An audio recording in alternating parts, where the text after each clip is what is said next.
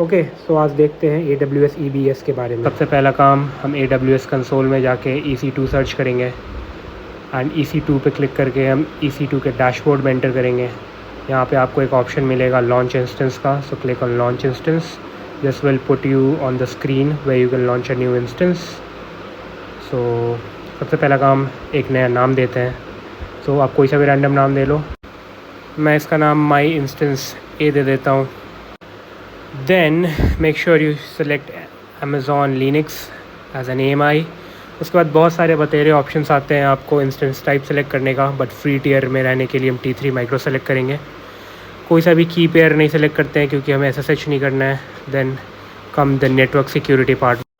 सो network security के लिए मैंने एक अलग सा वीडियो बना रखा है, you can go check that out. However यहाँ पे नेटवर्क सिक्योरिटी में हम बस SSH एंड HTTP ट्रैफिक को अलाउ कर रहे हैं एंड एक न्यू सिक्योरिटी ग्रुप क्रिएट कर रहे हैं call launch wizard 1। We are not selecting any existing group, so let's move ahead. देखते हैं थोड़े कॉन्फ़िगर स्टोरेज ऑप्शंस के बारे में। ये है हमारा रूट वॉल्यूम, जो कि एक इंस्टेंस लॉन्च होने के टाइम अटैच हो जाता है। रूट वॉल्यूम का डिफ़ॉल्ट प्रॉपर्टी होता है कि जब आप इंस्टेंस टर्मिनेट करोगे तो रूट वॉल्यूम भी टर्मिनेट हो जाएगा, बट आप इसको चेंज कर सकते हो according to your needs. Finally let's launch our instance. So instance launch होने में कुछ 1-1.5 मिनट का समय लगता है, so just hold on until then. Let's go to our instance dashboard. You will see that let me refresh the page. You'll see that the instance is now up and running. So let's click on the instance to see its details. ये रहा उसका public IP जो instance launch होने के time assign होता है। After that चलते हैं इसके स्टोरेज वाले ऑप्शन में। स्टोरेज ऑप्शन में हम देख सकते हैं कि एक रूट वॉल्यूम अटैच हुआ है जब हमने इंस्टेंस को लॉन्च करा था, और इसका डिफ़ॉल्ट प्रॉपर्टी आप देख सकते हो कि डिलीट ऑन टर्मिनेशन इनेबल्ड है, जो कि हमने पिछले स्क्रीन में देखा था जब हम इंस्टेंस लॉन्च कर रहे थे। ओके, चलते हैं EC2 वॉल्यूम डैशबोर्ड में और देख सकते हैं कि एक वॉल्यूम जनरेट हुआ है हमारे इंस्टेंस के साथ, जिसका availability zone EU north 1C है एंड हमारे इंस्टेंस का भी availability zone EU north 1C है। So one thing to remember guys, EBS volume are limited to availability zone.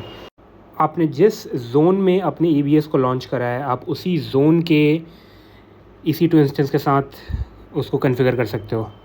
So let's go and launch one more EBS volume, and this EBS volume is launched in EU North 1C, जो कि हमारा same है instance के।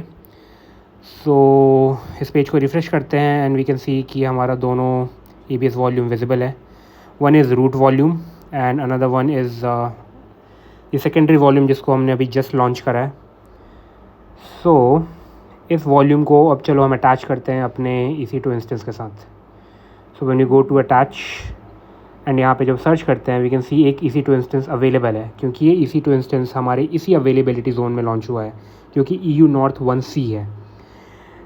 This point is not relevant to this video, तो इसमें आप कुछ भी सेलेक्ट कर लो एंड अटैच द वॉल्यूम। फिर इसके बाद चलते हैं हम अपने EC2 इंस्टेंस में। EC2 इंस्टेंस में चल के अगर स्टोरेज में अगर हम चेक करेंगे, सो वन सेकेंड गाइज, यहाँ पे चलते हैं एंड स्टोरेज में जब हम जाएंगे तो हम देख सकते हैं कि 2 वॉल्यूम्स अटैच हो चुकी हैं हमारे EC2 इंस्टेंस के साथ। So well and good, and we can see कि हमारे रूट वॉल्यूम पे डिलीट ऑन टर्मिनेशन येस है, जो कि हमने इंस्टेंस लॉन्च करने टाइम देखा था, एंड हमारे सेकेंडरी वॉल्यूम पे डिलीट ऑन टर्मिनेशन नो है।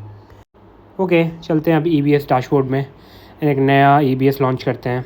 एंड दिस टाइम अराउंड हम अपने EBS के अवेलेबिलिटी ज़ोन को अपने इंस्टेंस के अवेलेबिलिटी ज़ोन से अलग रखेंगे।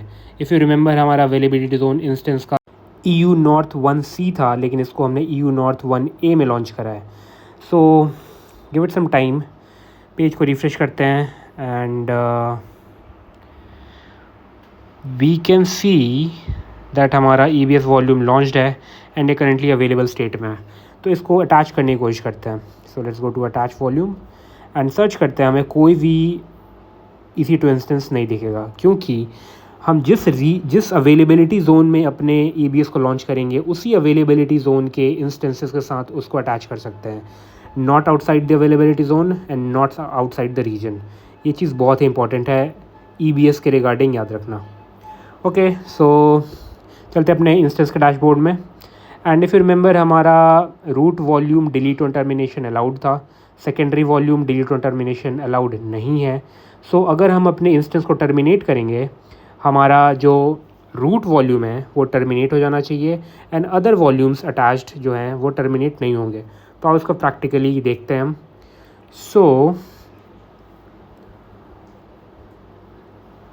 चलते हैं अपने EC2 डैशबोर्ड में एंड इंस्टेंस को टर्मिनेट कर देते हैं। इंस्टेंस को टोटली टर्मिनेट होने में कुछ 1-2 मिनट का टाइम लगता है, सो वेट कर लेना थोड़ी देर। Okay, so we can see that हमारा इंस्टेंस फाइनली टर्मिनेट हो चुका है।